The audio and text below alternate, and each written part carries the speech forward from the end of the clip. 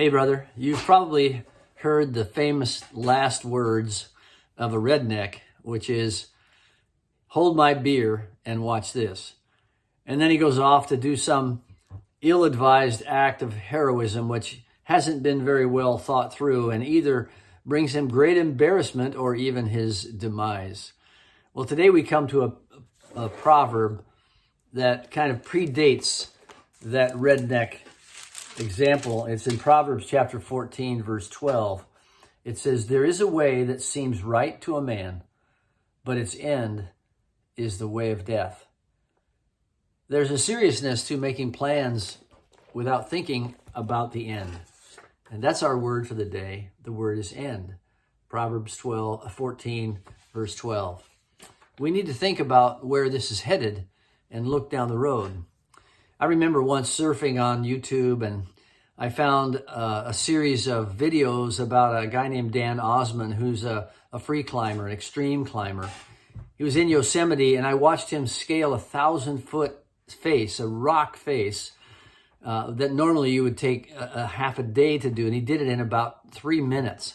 He leapt up it with cat-like moves, like a gymnast, and was hardly winded when he got to the top, like he'd gone to the store to buy a loaf of bread. So I began surfing his other videos, and I saw him doing some amazing things without any protection, with no belay, with no ropes, nothing to guard him except his own grip and his own agility. And then I came across a video whose preface said, the late free climber Dan Osman. And I didn't have to look any further to watch his videos. I know what happened to him.